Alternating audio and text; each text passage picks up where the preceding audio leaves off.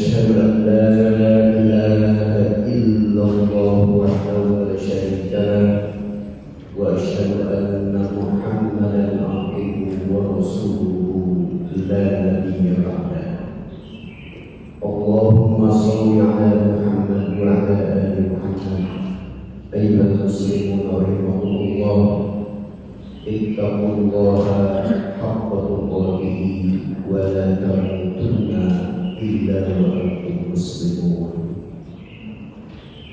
Puji dan syukur kita panjatkan kepada Allah Subhanahu wa Ta'ala yang sampai saat ini terus melimpahkan berbagai kenikmatan kepada kita semua. Tidak ada satu nikmat pun yang kita rasakan, sekecil apapun nikmat yang kita rasakan di dalam kehidupan ini, kecuali semuanya berasal dari Allah Subhanahu wa Ta'ala. Mudah-mudahan kita termasuk orang-orang yang senantiasa bisa mensyukuri segala apa yang telah Allah anugerahkan kepada kita semua. Amin ya rabbal alamin. Juga mudah-mudahan Allah Subhanahu wa Ta'ala mengistiqomahkan kita semua dalam melaksanakan berbagai kebajikan dan dalam rangka meninggalkan, menjauhi segala apa yang dilarang oleh Allah dan Rasulnya. Amin ya rabbal alamin.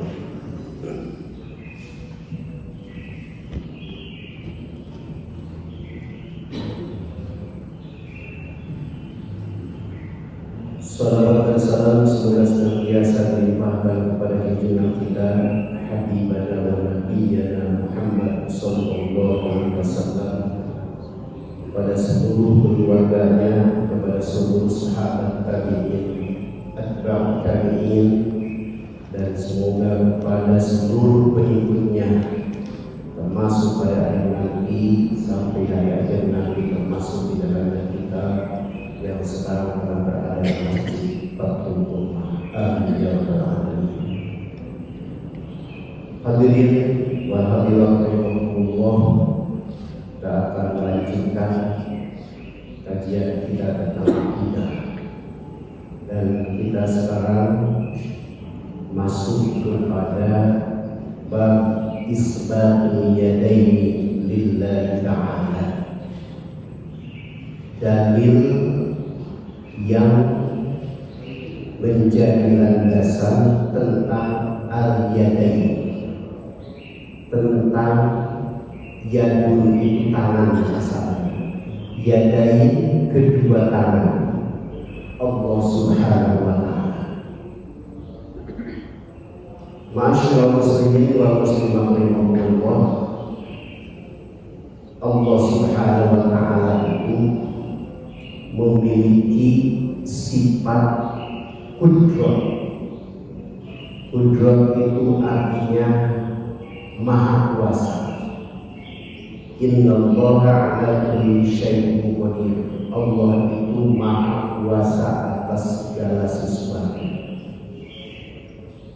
Salah satu sifat yang wajib diketahui oleh kita dari Allah Subhanahu wa Ta'ala yaitu sifat kudrat, al-qudrah, kemahakuasaan Allah Subhanahu wa Ta'ala. Lawannya adalah al-'ajz, artinya lemah. Mustahil Allah itu lemah. Wajib bagi Allah itu adalah maha kuasa. Sekali lagi, mustahil Allah memiliki kelemahan. Nah, di dalam ayat ini nanti akan dijelaskan tentang yadain, kedua tangan Allah. Apa hubungannya dengan al-qudrah, sifat yang melekat pada Allah yang artinya adalah maha kuasa, bahwa al-yadain, kedua tangan itu adalah merupakan simbol dari kemahakuasaan Allah Subhanahu wa Ta'ala, dan kemudian oleh manusia primitif Jadi kalau orang menyatakan hebat, menyatakan menang, dan hebat dan menang itu merupakan sesuatu yang muncul dari kekuatan, maka simpulnya ibu bapak kalau sukses menjadi tim atau apapun kemudian dibangun bersama, maka langsung melepaskan tangan seperti ini. Ini dalilnya. Jadi ayat Al-Quran yang ditampilkan itu salah satu, bukan salah satu, dua ayat yang terdapat di dalam Al-Quran yang menunjukkan kemahakuasaan Allah Subhanahu wa Ta'ala, yang kemudian juga manusia sebagai makhluk yang meniru. Tapi kehebatan manusia, kekuatan manusia itu semuanya berada di bawah kekuasaan Allah Subhanahu wa Ta'ala. Jadi kalau kita menang dalam bertanding, atau tim yang kita dukung itu adalah menang, atau kita ini sukses, itu bukan karena kekuatan kita semata-mata, tapi karena ada kekuatan Allah Subhanahu wa Ta'ala yang membuat kita sukses, yang membuat kita berhasil. Ini harus selalu disadari, diyakini oleh kita semua bahwa kita ini adalah la haula wa la quwwata illa billahil aliyyil azim. Jangan merasa menjadi orang tua yang sukses karena kehebatan kita. Semuanya karena pertolongan Allah Subhanahu wa Ta'ala. Dalam ayat yang pertama, dalam bab itsbatul yadaini lillahi ta'ala ini, penulis kitab mengutip firman Allah Subhanahu wa Ta'ala yang terdapat dalam surat Shur ayat 57. Ini sepotong.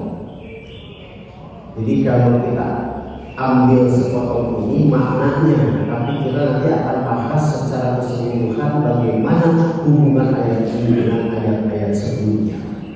Jadi ini pertanyaan Allah Subhanahu wa Ta'ala kepada iblis. Ma mana'aka an tasjuda lima khalaqtu biyadayya. Kata Allah Subhanahu wa Ta'ala, ya iblisu, wahai iblis, ma mana'aka, apa yang mencegah engkau wahai iblis, an tasjuda, untuk bersujud, untuk menghormati lima khalaqtu biyadayya, terhadap makhluk, maksudnya adalah Adam, yang telah aku ciptakan dengan kedua tanganku, kata Allah. Kalau kita lihat di akhirnya, apakah karena engkau kufur atau karena engkau merasa lebih tinggi daripada Adam? Apa jawaban iblis? Engkau telah menciptakan aku dari api, sedangkan engkau telah menciptakan Adam dan tanah. Jadi memang iblis itu adalah sombong, menyombongkan dengan memperhatikan apa asal usul penciptaan dunia. Karena dia diciptakan dari api, merasa lebih hebat daripada Adam yang diciptakan oleh Allah Subhanahu wa Ta'ala. Padahal tidak demikian.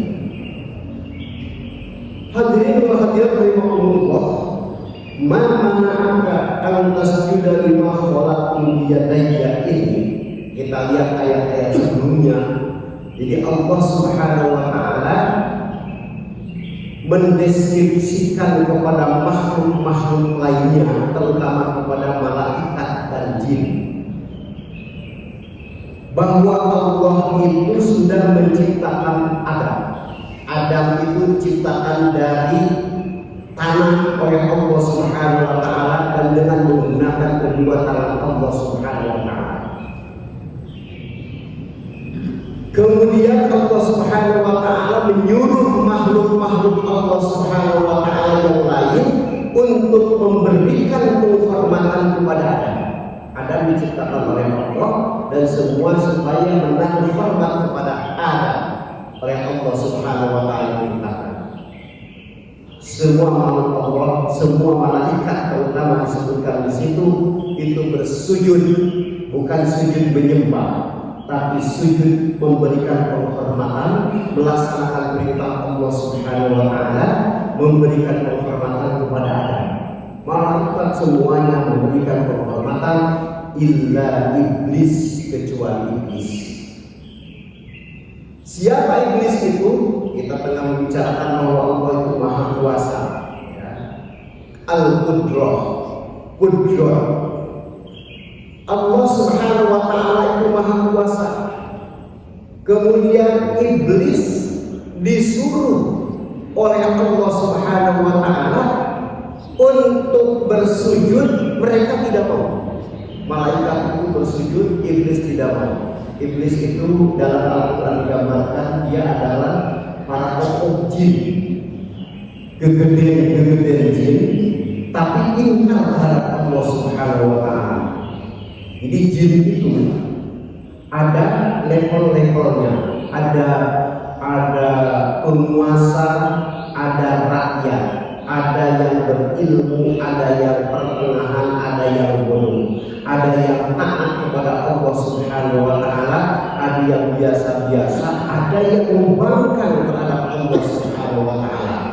Dari golongan jin yang membangkang terhadap perintah Allah Subhanahu wa taala itu disebut dengan iblis. Dalam Al-Quran kata iblis itu disebutkan 10 kali. Nanti bisa dilihat, ya.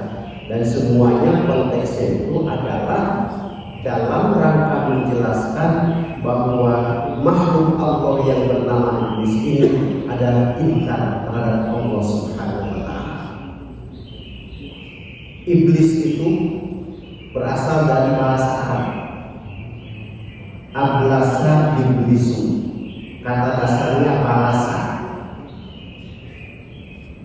Berasal juga dari kata Yunani. Iblis itu dia bolos, bukan dia bolos, tapi menyatu dia bolos. Itu bahasa Yunani. Apa artinya? Artinya baik yang berasal dari bahasa Arab maupun dari bahasa Yunani, arti yang pertama muncul itu adalah mencampakkan. Jadi pekerjaan iblis itu mencampakkan. Mencampakkan siapa? Manusia. Iblis itu jamaah rahimahullah ketika disuruh sujud oleh Allah kepada Adam, kemudian dia tidak mau, maka kemudian dikeluarkan dari surga oleh Allah. Jadi asalnya jin itu di surga, iblis itu dikeluarkan oleh Allah Subhanahu wa taala. Semua makhluk Allah Subhanahu wa taala yang berasal dari jin, bahkan termasuk Adam dan Hawa yang asalnya berada di surga, karena tidak tahan menghadapi godaan iblis ini, maka diturunkan oleh Allah ke dunia ini. Iblis itu dilaknat oleh Allah Subhanahu wa taala. Tapi kata iblis, boleh aku dilaknat, tetapi berikan aku kesempatan untuk terus menggoda semua manusia sampai hari kiamat nanti. Maka iblis itu tidak mati-mati. Dalam Al-Quran dikatakan bahwa iblis itu memohon kepada Allah untuk terus menggoda manusia sampai hari kiamat nanti. Kemudian kata Allah, engkau aku izinkan, tapi tidak akan semua manusia tergoda. Orang-orang yang beriman kepada Allah Subhanahu wa taala, mereka yang beramal soleh tidak akan pernah bisa tergoda. Maka iblis itu dibiarkan menurut para ulama karena ada keturunan-keturunannya terus berada sampai hari kiamat. Tapi ada juga yang mengatakan memang iblis itu sudah mati-mati. Ada yang pertengahan, iblis itu mati juga karena makhluk Allah Subhanahu wa taala, tapi usia iblis itu panjang. Ada yang sampai mengatakan 75.000 tahun usianya. Maka terus menggoda. Iblis, dia bolos. Dalam bahasa Indonesia juga kata bolos itu konotasinya itu negatif. Dan kalau anak sekolah tidak masuk dari rumahnya sudah berangkat ke sekolah, tapi di sekolah tidak ada, dia makan. disebut bolos. Jadi berasal dari kata dia bolos. Mencampakkan. Dalam bahasa Indonesia kalau ada orang yang bolos tidak hadir kepada pengajian, misalnya kita ibu bapak, itu sama dengan pernah mencampakkan diri kita kepada kehinaan. Dia bolos, mencampakkan. Dalam bahasa Arab, bahasa itu tidak pernah ada kebaikan. Jelek. Dalam hidupnya tidak pernah ada kebaikan. Maka kalau ada orang mengatakan kalau ada orang jahat tidak pernah melakukan kebaikan, maka ungkapannya, saya masih iblis. Siga iblis. Jadi tidak pernah ada kebaikan. Iblis itu tidak akan pernah mengajak kepada kebaikan dan tidak pernah berbuat kebaikan. Jadi kerjanya itu mencampakkan orang kepada kehinaan, menggoda orang. Datang waktu subuh dari masjid azan, Allahu Akbar. Kalau kata iblis itu, ya kamu hangat sendiri, jangan kemana-mana. Iblis. Tidak, aku akan berangkat ke masjid. Dia melawan iblis. Tidak terjadi kecampakan. Tidak dicampakkan oleh iblis. Dia berangkat ke masjid karena imannya lebih kuat daripada godaan iblis. Duduk di masjid, sholat subuh. Sekarang sudah sholat subuh. Jangan terus ikut kajian. Berangkat saja yang bagus. Jauh bagus supaya sehat. Udah lagi terus. Tidak, aku ingin diam di masjid, ingin mendengarkan kajian. Iblis kamu. Kalau tinggal di masjid, kamu memang hebat. Sekarang tinggal di masjid. Tapi coba, kamu jangan mendengarkan pokok saya. Kamu dulu saja di masjid dan itu. Udah terus dari berbagai sisi iblis itu akan menggoda. Tapi orang-orang yang beriman tidak akan tergoda. Orang yang beriman yang kuat tidak akan tergoda oleh iblis dan tidak akan dicampakkan kemana ke neraka, ke dalam kehinaan, neraka di dunia wal akhirah. Itu iblis. Iblis ditanya oleh Allah, apa yang mencegah, apa yang menghalangi engkau untuk bersujud, untuk menaruh rasa hormat kepada Adam? Adam ini diciptakan oleh kedua tanganku. Ibnu Umar meriwayatkan jamaah Rasulullah dan dalam tafsir At-Tabari diikuti oleh Imam At-Tabari mengatakan khalaqallahu, Allah telah menciptakan arba'ata asya'a kepada 4 makhluknya biyadaihi dengan kedua tangannya. Jadi hanya ada 4 makhluk Allah yang Allah ciptakan dengan menggunakan kedua tangannya.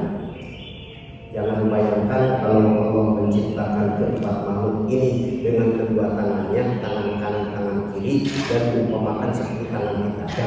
Karena Allah itu adalah khaliqul hawadis. Tapi kita harus yakin bahwa Allah itu memiliki tangan yang maknanya bisa memang tangan, hakikat tangan, bisa juga dikatakan itu adalah kekuasaan Allah Subhanahu wa Ta'ala. Apa yang pertama? Pertama, al-arsy. Allah menciptakan arsy yang pernah kita uraikan. Bagaimana besarnya arsy, di mana posisi arsy itu? Allah menciptakannya dengan kedua tangan. Allah sendiri. Apalagi yang kedua adalah Adn, surga Adn. Surga Adn itu surga yang tahapannya paling istimewa. Itu pun diciptakan oleh Allah dengan menggunakan kedua tangannya. Yang ketiga apa? Al-falaq. Di Allah itu memiliki falaq, bukan kolam renang, bukan kolam yang ada di depan rumah kita. Al-falaq, alat menulis. Allah ciptakan dengan kedua tangan. Dan yang terakhir yaitu ada yang keempat. Allah ciptakan dengan menggunakan kedua tangannya. Wa qala, dan Allah Subhanahu wa Ta'ala untuk menciptakan semua makhluk Allah selain yang empat ini, cukup mengatakan kun fayakun, jadilah maka jadi. Jadi kita semua selain Adam diciptakan oleh Allah bukan dengan menggunakan kedua tangan Allah, tapi Allah mengatakan kun fayakun. Semua makhluk Allah Subhanahu wa taala selain yang empat tadi diciptakan oleh Allah Subhanahu wa taala hanya dengan mengatakan kun fayakun. Itu kemahakuasaan Allah Subhanahu wa taala. Iblis jamaah rahimahullah, memang harus lebih banyak dikupas soal iblis supaya kita ini tidak terlalu banyak tergoda oleh iblis. Dia sombong karena melihat proses kejadian, proses penciptaannya. Jadi kata iblis, aku diciptakan dari api, sedangkan Adam diciptakan dari tanah. Aku lebih mulia daripada Adam, maka aku tidak pantas untuk sujud kepada Adam, kata iblis. Nah, kita tidak boleh merasa lebih hebat dari orang lain karena misalnya keturunan kita keturunan berat. Di dalam klasifikasi manusia di Jawa Barat itu ada misalnya kelompok Raden. Ya tahu sejarahnya bagaimana ya. Jadi biasanya kalau di kampung-kampung orang yang namanya dimulai dengan RD singkatan dari Raden itu dianggap lebih hebat, dianggap lebih mulia daripada yang bukan Raden. Memang juga pada umumnya dilihat dari sisi lain, misalnya aspek ekonomi, kekayaan, yang bergelar Raden itu biasanya lebih kaya daripada yang bukan Raden. Tapi sekarang sudah untuk tidak demikian.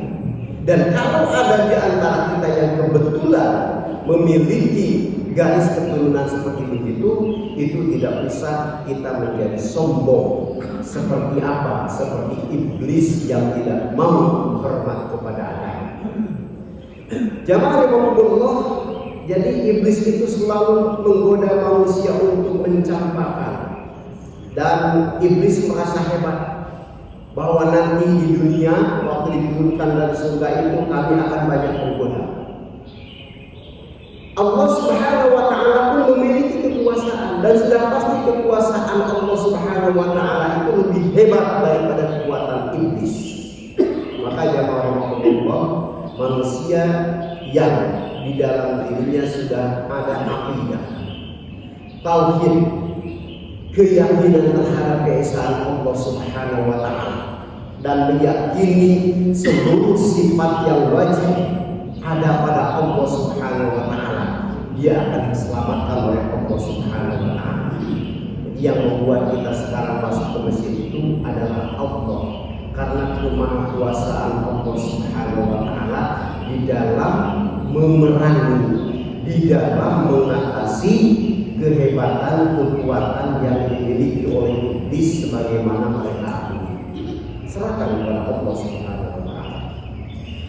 Jamaah rahimahullah, itu ayat yang pertama yang ada pada bab ini, yaitu yang ada pada surah Shad ayat 57. Jadi di sini yang digarisbawahi biyadayya, dengan kedua tanganku, dengan kekuasaanku, kata Allah Subhanahu wa taala.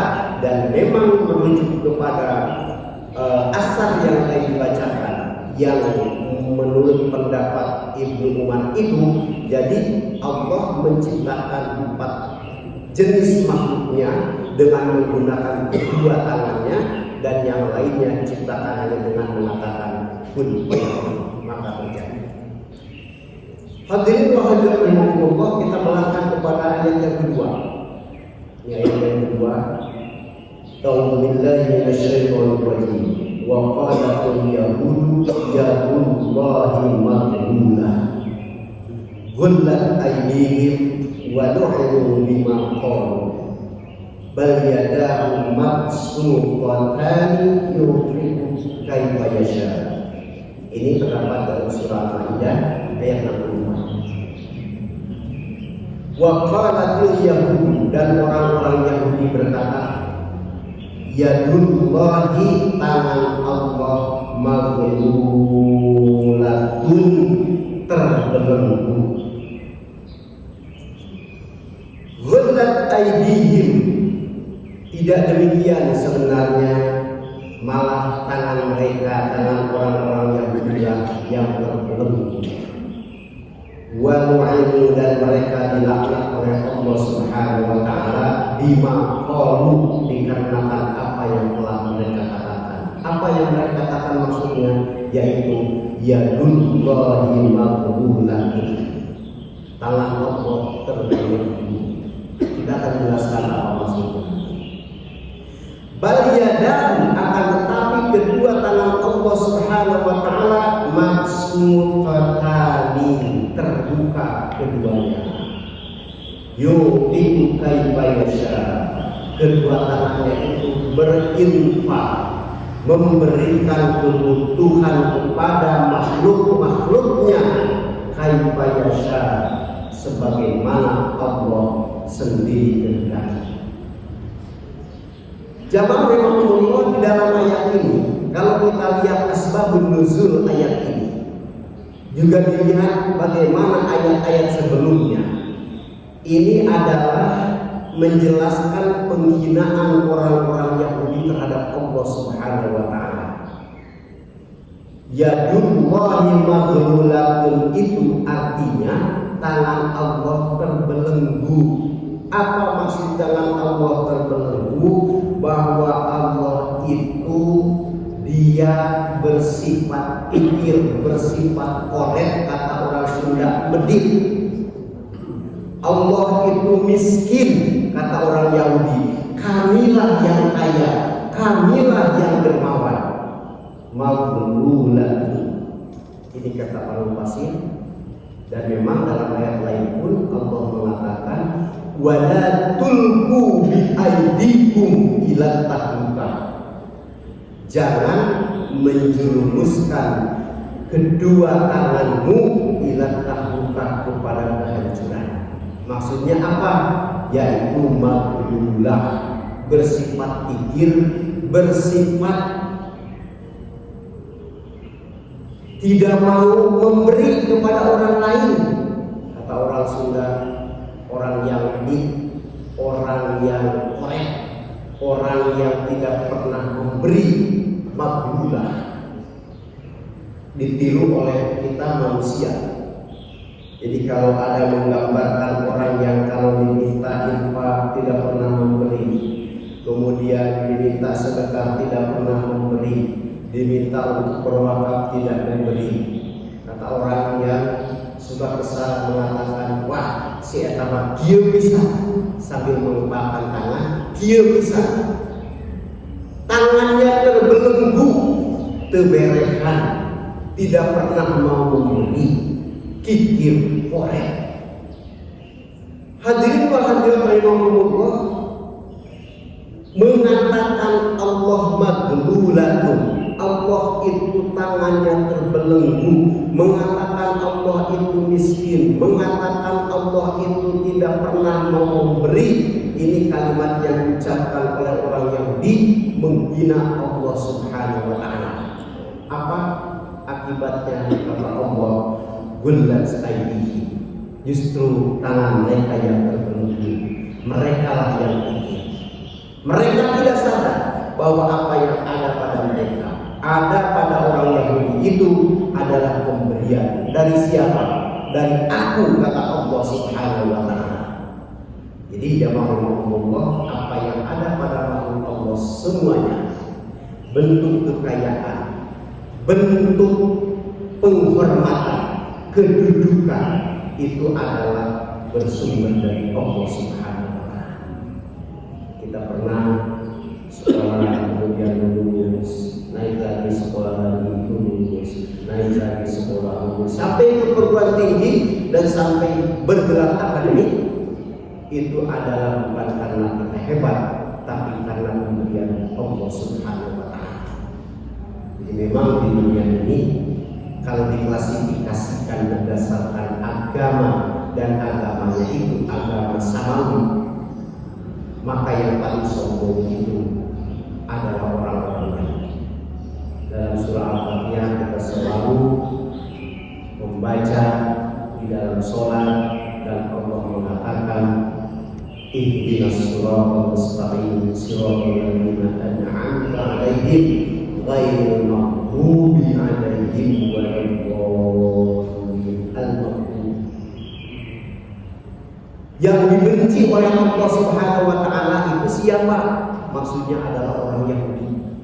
Ad-dallin adalah orang-orang Nasrani, orang-orang yang sesat. Jadi di sini dikatakan ghullat aydihim wa lu'in. Jadi orang-orang Yahudi itu dijadikan oleh Allah Subhanahu wa taala tangan mereka menjadi terbelenggu. Bahkan mereka dilaknat karena mereka mengatakan ya Allahi maghlula. Tangan Allah terbelenggu. Bal yadahu mabsuqatani. Kedua tangan Allah itu tidak terbelenggu, semuanya terbuka. Allah memberikan semua kebutuhan kepada makhluknya, dari mulai yang terkecil sampai yang terbesar. Bagaimana Allah kehendaki, yu'tiku kaifa yasha. Allah memberikan sesuai dengan kehendak Allah Subhanahu wa taala. Ya Allah, bersyukurlah kepada Allah Subhanahu wa taala. Jadi yang dimaksud dengan rezeki yang Allah berikan kepada kita itu tidak terikat tidak terbatas hanya pada bentuk harta, tidak bentuk kekayaan, tetapi dalam kepribadian yang membuat kita menjadi taat kepada Allah Subhanahu wa taala. Itu adalah rezeki yang besar. Keimanan, keislaman yang ada dalam diri kita itu pemberian dari Allah Subhanahu wa taala. Harus selalu bersyukur.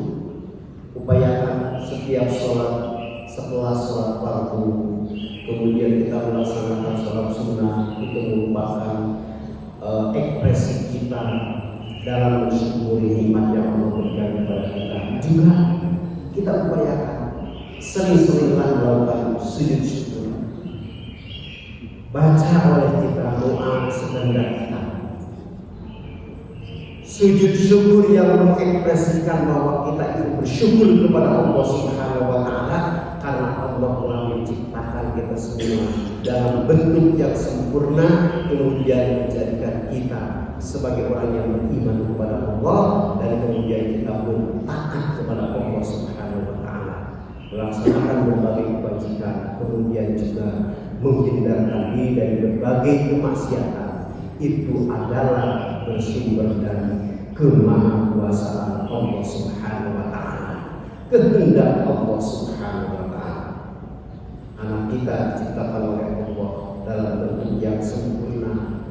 Yang perempuan menurut kita cantik, yang laki-laki menurut kita ganteng. Anak kita diberikan daya pikir yang sempurna, normal, tidak ada kelemahan-kelemahan yang ada pada diri mereka. Itu adalah pemberian dari Allah Subhanahu wa taala. Itu anugerah dari Allah Subhanahu wa taala. Anak kita dijadikan anak-anak yang taat kepada Allah Subhanahu wa taala, juga kepada kita sebagai orang tua. Itu pemberian dari Allah Subhanahu wa taala. Kita harus bersyukur. Dan kalau kita mensyukuri segala apa yang Allah anugerahkan kepada kita, Allah akan semakin menambah kenikmatan kepada kita. La syakartum la azidannakum wa la in kafartum inna adzabi lasyadid. Tidak boleh sombong. Tidak boleh sombong pencapaian yang kita sekarang capai itu hanya karena kita. Aku hebat karena aku adalah pekerja keras. Itu tidak sepantasnya dalam mengucapkan oleh seorang yang beriman kepada Allah. Tapi katakan la haula wala quwwata illa billah. Kita ini tidak ada daya, tidak punya kekuatan kecuali karena pemberian dari Allah Subhanahu wa taala. Tangan Allah Subhanahu wa taala mabsuqatani, selalu terbuka, memberikan rezeki kepada semua makhluk. Coba kalau kita perhatikan, ya Allah, kita tengah tidur, tiba-tiba kita lelah, kemudian ada nyamuk yang hinggap pada sebagian badan kita, kemudian menghirup sedikit darah dari kita, dan kita tidak terasa. Kan nyamuk itu ada yang hinggap pada kita tidak terasa, ada juga yang belum hinggap bersuara kita kemudian usir. Itu tidak dapat rezeki dari diri kita, dapat dari yang lain. Tapi ada yang tiba-tiba pagi begitu bangun, aduh ini merah, oh nyamuk. Allah memberikan rezeki kepada nyamuk itu melalui badan kita. Sampai nyamuk diberikan rezeki oleh siapa? Oleh Allah Subhanahu wa Ta'ala. Coba ibu bapak sekalian, mungkin kemarin waktu libur ada yang pernah berlibur membawa anak ke pantai. Pernahkah bapak berpikir ketika berada di pantai melihat para pencari ikan di Pangandaran kalau pagi-pagi di pantai timur, kemudian kita perhatikan para nelayan menari tambang, ibu-ibu bekerja sama dengan suaminya. Kemudian ketika sudah sampai, kita perhatikan ikan yang mereka dapat demikian banyak. Ukurannya berbeda-beda, dari mulai yang besar, pertengahan, yang kecil-kecil pun dapat. Kemudian pernahkah kita terlintas dalam pikiran kita, Allahu Akbar, ini kemahagungan Allah. Allah memberikan makanan kepada semua jenis ikan yang ada di laut. Tidak pernah ada nelayan yang kemudian berangkat ke laut membawa pakan ikan. Tidak pernah ada. Misalnya bawa pakan ikan 1 kuintal, bawa ke laut kemudian ditebak di sana. Tidak ada. Yang ada mengambil.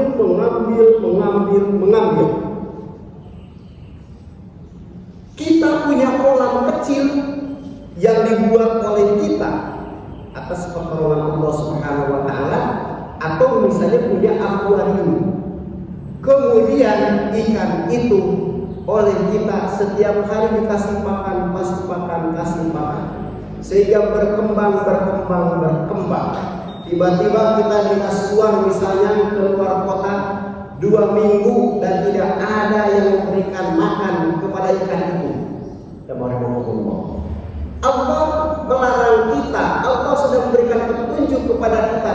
Kalau engkau menyimpan binatang, engkau menyimpan makhluk Allah Subhanahu wa Ta'ala di sebuah tempat yang tidak bisa kemana-mana, maka engkau harus memfasilitasi untuk makanan dan minumannya. Burung misalnya. Jadi kalau tiba-tiba kita tinggalkan 2 minggu, maka ikan bisa mati, burung pun dalam sangkarnya bisa mati. Itulah kesalahan kita karena tidak memfasilitasi, padahal kita sudah membuat burung itu tidak bisa mencari makanan kemana-mana. Coba kalau burung itu tidak disimpan dalam sangkarnya, maka dia tidak akan mati kelaparan atau kehausan seperti yang terjadi, yang kita alami atau orang lain alami di rumahnya masing-masing. Jadi Allah Subhanahu wa Ta'ala memberikan rezeki kepada makhluknya yang tidak diganggu, kepada makhluknya yang tidak dikendalikan oleh manusia. Burung-burung yang ada di luar ini bersuara berkicau, itu tidak pernah ada yang mengasih makan, tapi mereka hidup. Semua jenis ikan yang ada di laut diambil tumbuh besar, tidak ada yang pernah mengasih makan. Tetapi siapa yang memberikannya? Yadahu bal yadahu mabsuutatan yunfiqu kaifa yasha. Allah yang Maha Kuasa yang memberikan rezeki kepada semua makhluknya. Ya Allah Subhanahu wa Ta'ala memberikan rezeki pada makhluknya, bukan hanya kepada yang berakal seperti kita manusia, kepada makhluk yang tidak berakal seperti tadi yang dikatakan, ada burung, ada ikan dan sebagainya. Allah berikan. Maka keliru sekali apa yang dikatakan oleh orang-orang Yahudi yang mengatakan ya Allah kita, tangan Allah itu terbelenggu, Allah itu kikir, Allah itu miskin. Itu adalah sebuah kekeliruan, karena pada kenyataannya kita semua diberikan rezeki oleh Allah Subhanahu wa Ta'ala. Jamaah Allah, tiba saat waktu sholat isyraq, tapi ada beberapa menit untuk bisa kita berdialog. Kalau ada pertanyaan, sekali lagi pembahasan ini adalah tentang isbatu yadaini lillahi ta'ala, yaitu dalil yang berhubungan dengan kedua tangan Allah Subhanahu wa ta'ala. Ada makhluk Allah yang diciptakan oleh tangan, yaitu 4, dan yang lainnya cukup dengan mengatakan kun fayakun. Allah itu maha kuasa, makhluknya tidak kuasa, tetapi kekuasaan itu di bawah kekuasaan Allah Subhanahu wa ta'ala.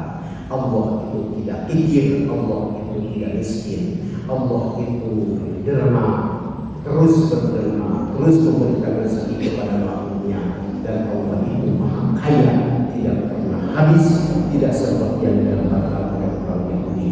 Dan kita semua yang sudah diberikan rezeki oleh Allah harus senantiasa bersyukur kepada Allah atas kemahakuasaan Allah Subhanahu wa ta'ala. Terima kasih. Subhanallahumma wa bihamdika, asyhadu an la ilaha illa anta, astaghfiruka wa atubu ilaik. Wassalamualaikum warahmatullahi wabarakatuh. Bangga. Ada pertanyaan Ya. Assalamualaikum warahmatullahi wabarakatuh. Waalaikumsalam. Yang ingin ditanyakan, kita tuh adalah semuanya ada keturunan Adam, dan ketika Adam melakukan kehilapan, dilempar ke dunia.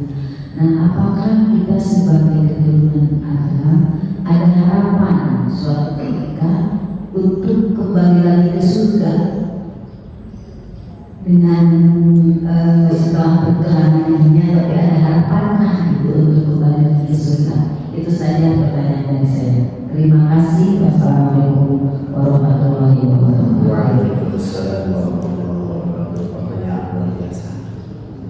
Allah menciptakan Adam, kemudian disuruh dia ke surga bersama Allah, digoda oleh iblis, ya, untuk kata Allah, jangan kau dekati itu pohon keldi itu, jangan kau dekati, wala taqraba hadhihi syajarah fatakuna minadh dhalimin. Malah bukan hanya mendekati tapi memakannya, karena digoda oleh iblis. Keluarlah dari surga. Adakah harapan buat kita sebagai anak cucu Adam untuk masuk ke surga? Jadi kata Allah Subhanahu wa ta'ala di dalam Al-Quran dikatakan, dari semua sudah ayatnya, tidaklah Allah menciptakan hidup dan mati, Dia berubah ayyukum ahsanu amala, kecuali untuk menguji siapa di antara kalian yang lebih bagus amalnya. Di dunia ini kita berlomba semuanya. Allah Subhanahu wa ta'ala memfasilitasi dengan menurunkan para nabi dan rasul. Maka ada yang ikut, ada yang tidak. Kita lihat mulai Nabi Adam, ya, diutuslah Nabi Adam, kemudian sampai kepada Nabi Nuh, sampai Nabi Muhammad SAW, ya. Itu tidak semua orang mengikuti seruan Allah yang disampaikan oleh utusan, yaitu rasul. Ada yang ikut, ada yang tidak. Yang taat di dalam Al-Quran dikatakan, ya Allah, mereka semuanya akan masuk surga. Wasifal ladzina taqaw rabbahum dan Allah akan mengantarkan orang-orang yang bertakwa ke mana? Ke surga berlindung. Dalam ayat sebelumnya, wasifal ladzina kafaru ila jahannam zumar. Allah akan, itu surat Az-Zumar, Allah akan menggiring orang-orang yang kafir itu kemana? Ke dalam neraka. Jadi bukan sekedar hipotesis, bukan sekedar pendapat, tetapi Allah memfirmankan bahwa orang-orang yang bertakwa itu nanti akan dimasukkan ke dalam surga oleh Allah Subhanahu wa ta'ala. Maka ada di bahasa kata kita banyak bicara tentang surga, ya. Jadi bagi ibu apalagi taat kepada suami, sholat fardu 5 waktu, puasa bulan Ramadan, ya. Nah, itu sudah ada jaminan dari Allah Subhanahu wa ta'ala, dia akan masuk ke dalam surga Allah Subhanahu wa ta'ala. Tidak pernah tinggalkan sholat, taat kepada suami, ya. Kemudian juga Ramadan terus dia berpuasa kecuali ada halangan, maka kemudian dia akan masuk ke dalam surga. kunci yang pertama untuk masuk ke dalam surga adalah keimanan dan ketakwaan. Nanti manusia yang beriman dan bertakwa itu ada yang langsung akan dimasukkan oleh Allah ke dalam surga dibuat hisab tanpa ada hisab, karena amalan kebaikannya jauh lebih banyak daripada amal kejahatan. Maka kita selalu berdoa kepada Allah supaya istiqomah dan supaya timbangan kebaikan kita itu lebih berat daripada timbangan amal jelek kita. Maka sering-seringlah banyak mengucapkan subhanallah walhamdulillah wa la ilaha illallah wallahu akbar. Itu 4 kalimat yang mudah di dalam lidah kita untuk mengucapkannya, tapi itu akan menggerakkan timbangan amal kebaikan kita. Nanti kita akan pada saat bisa berat sekali amal kebaikannya, maka langsung disuruh masuk ke dalam surga. Ada orang yang beriman, mengaku beriman, katakannya juga orang Islam. Iman memang percaya kepada Allah, yakin kepada Allah, tapi banyak maksiat. Sebagai istri dia tidak pernah taat kepada suami. Tapi ada keimanan. Nanti orang seperti begitu akan dimasukkan ke dalam neraka karena kejahatan yang lebih banyak daripada kebaikan, dan setelah habis jemaah Allah kesalahannya, maka kemudian dia pun akan dimasukkan ke dalam surga. Jadi semua orang yang di dalam dirinya ada iman walaupun sebesar zarrah nanti akan menjadi ahli surga. Sampai Nabi Muhammad berdoa jemaah Allah agar semua umatnya dimasukkan ke dalam surga, dan doa yang dilakukan oleh Allah Subhanahu wa taala. Terima kasih. Masih ada? Sudah cukup. Terima kasih sudah cukup.